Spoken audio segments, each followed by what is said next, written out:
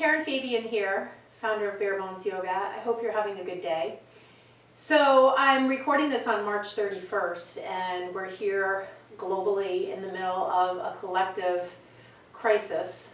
There's really no other way to describe it, and that is, of course, what's happening with the global pandemic known as the COVID outbreak. And I don't need to go into the details. Wherever you are watching this, this virus has touched your life. I hope that you are physically well. I hope the people you love are physically well. God forbid if that is not the case, I hope that you get well and your loved ones get well. If you're watching this and you're okay, keep it up. Keep up with the restrictions, keep up with everything plus that you can do to stay healthy. So because that's happening, I thought it would be a helpful time to go into a topic that is pretty relevant right now for yoga teachers, which is how can I still teach? How can I still serve people? How can I still be of service even though the studios are closed? And I'm heading now for myself into week 3 of having the studios closed. Depending on where you live, it could be a different situation. It could be longer for you or shorter. And so as a result, as soon as everything really began to shut down, teachers began offering online options. And if you kind of feel a little bit behind the 8 ball, you're not really sure how to create an online presence, I want to give you a couple of quick tips. So I've just written down a couple notes just to kind of keep me on track. So the first thing is, I want you to think about what your message is. And it doesn't need to be something huge. It could be, I love yoga because it touched my life in a particular way, and you fill in the blank. And I want to share that with people. I want people to be able to tap into that as well. It could be something really specific, like maybe you have a particular condition or challenge that you faced in your life, and yoga was helpful in that way. And you want to reach out to people who share a similar circumstance. There can be lots of different things. The idea is to think about what your message is and how you want to get that out to people. Who can you help? Who is your message for? One of the things that is challenging for yoga teachers when they start to think about this is they go way too broad, right? And oftentimes that comes from a fear around, if I hone in too much, I'm going to lose potential clients or students, right? What I would rather you focus on, or recommend you focus on more, is where's your passion? Where is the passion for what you love about teaching yoga to others? And whatever that is, whatever the nugget is in that, that becomes the thing to focus on, rather than trying to reverse engineer it and think about what could I make my focus if I wanted huge classes, a huge following. That never really holds out in reality because it's predicated on a false pretense. Much better to start with what you love, start with what your dharma is, start with what your passion is for, and you'll find, like attracts like. You'll find your people, right? As they say, your tribe. You'll find your tribe as long as you stay true to yourself. And that's the best long-term strategy, even from a business perspective, right? Even think about big brands. Even though brands may pivot every once in a while, they get into trouble if they try to serve too many people. So think about it if that's helpful from a business perspective, since this really is a business conversation as well in that way. So that first thing, who can you help and how? What's your message? Now the next thing is, what platform will you use, right? So the platform basically means, how are you going to get this message out? So it could be via Facebook, a podcast, Instagram, and that's just a couple of them, right? There's obviously more. And then when you look at something like Facebook, it shouldn't be your Facebook personal page, because that's your personal life, right? Think of it like your personal phone book. It should be a Facebook business page. And then in addition to a Facebook business page, you might want to create a Facebook group So I have a Facebook business page, Bare Bones Yoga, but then I also have a Facebook group, the Bare Bones Yoga Anatomy Work Group, because my passion is teaching anatomy and sharing anatomy with teachers to help them understand this complex subject so that they can make a bigger impact through more powerful, clear cues, right? So that is my niche, that is connected to my passion, that's my message. So that's a way to give you an idea of a way to express this. So your platform, how are you going to get this message out? If you're a little hesitant to do a podcast, just recognize that podcasts are huge right now, and it's an easy way to get your message out without a lot of heavy lifting. You can literally record your episodes on Zoom, which is what I do, and then I work with a sound engineer at a very reasonable rate, and the sound engineer edits my podcast by adding on an intro and an outro, and then takes care of posting it. I do a straight live recording. He doesn't have to do any editing. You might have to do some editing, and that would be something that that person could help you with. So that's another platform you could use to get your message out. Instagram is great as well because it gives you a way to post pictures, messages with the pictures. You can use IG Live, IGTV, IG Stories. So there's lots of different pieces of Instagram that you can leverage as a platform. So let's go back. We said, what is your message, which is who can you help and how? And then the next thing, your platform. What platform are you going to use to get your message out? And please keep in mind, don't use your personal page. You want to start to create some Facebook logic on your business page where people are liking that page, where Facebook is beginning to assimilate behind the scenes user behaviors.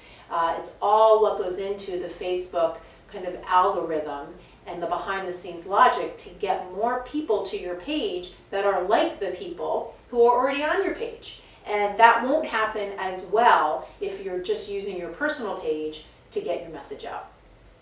All right, so the next thing, there's 4 things. The third thing is, how will you reach people with your message outside of social media? Now, people don't always think about this. You know, there's going to be a day, and I don't know when, but I bet it comes up, where Facebook begins to charge businesses for using their platform for business, right? In a way, they already do that with charging for ads, and that may or may not be fine. We'll have to face that day when it comes. The real issue, though, is how are you going to stay in touch with people outside of whatever platform you use? Because let's face it, even if someone listens to your podcast, there's no way for you to reach that person because they're just listening to your podcast. Even if they follow you on Instagram, how are you going to reach that person unless they happen to see your post? Same with Facebook. So I think you know where I'm headed. The best way, and for right now, really the only way to get in touch with people directly is to have their email. And this is an age-old, kind of marketing strategy, but it's grounded in the reality that's more reality even now, where people have so many different social media platforms they can be attached to, be connected to. So really, your best opportunity to stay in touch with them is through email. And so having some sort of email list capacity, list building capacity, you could use MailChimp, Constant Contact, whatever the vendor is, having that be a piece of your basic business infrastructure is really essential, because otherwise you're just depending on the social media network's logic to maybe get your information out to people who are connected to your page. And that just never happens, not with any regularity at least. And then the last thing is, what's your central hub? Because really, up until this point, all I'm talking about are social media platforms. What every business needs is its own central hub that is not under the control of any of these social media platforms, and that's a website.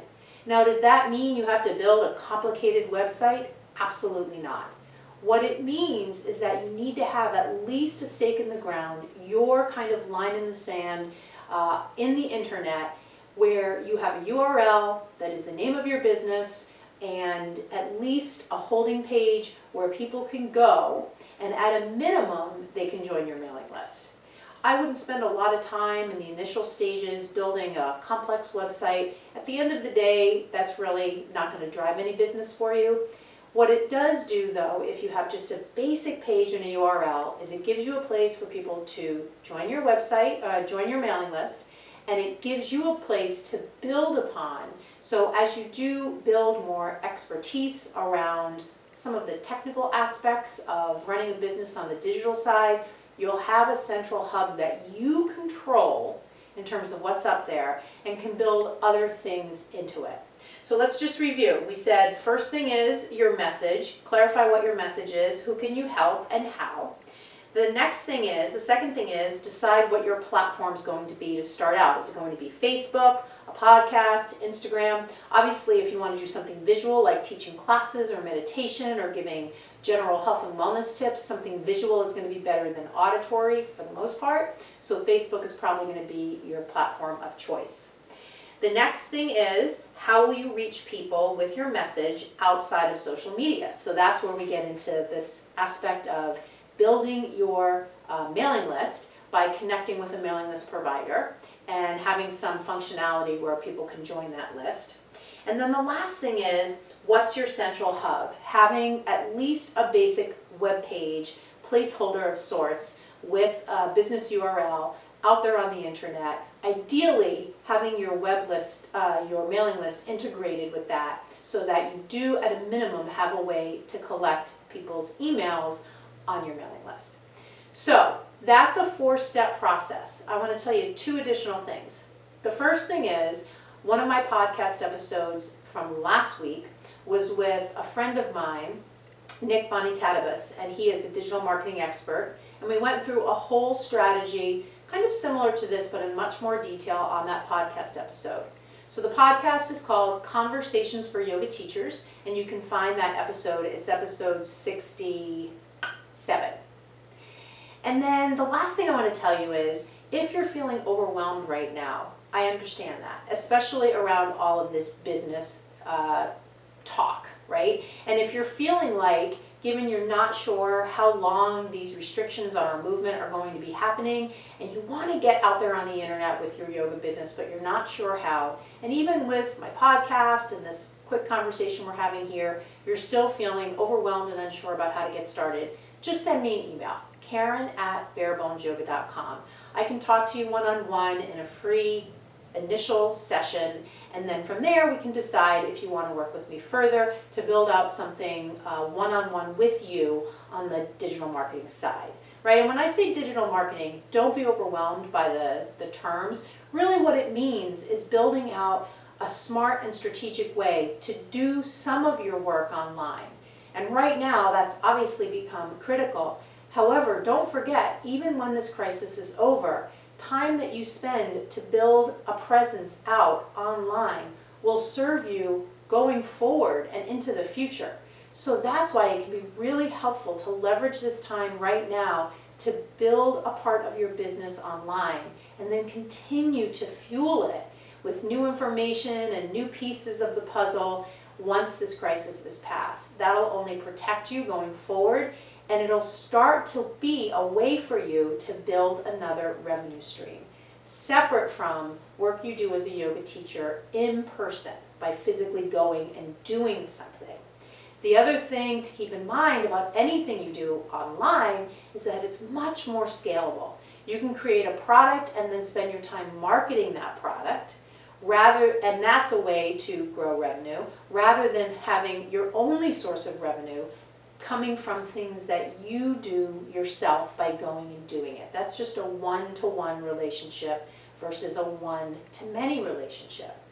So I hope you found this helpful. One other tip you might like is one of my first books is called Stretched. Build Your Yoga Business, Grow Your Teaching Techniques. And that's available on Amazon and my website. It's a business book for yoga teachers. It does have some teaching themes in it, but it's primarily about how to build your business from a number of perspectives. If you have any questions, just send me an email, Karen@barebonesyoga.com. Stay strong, stay well in these challenging times.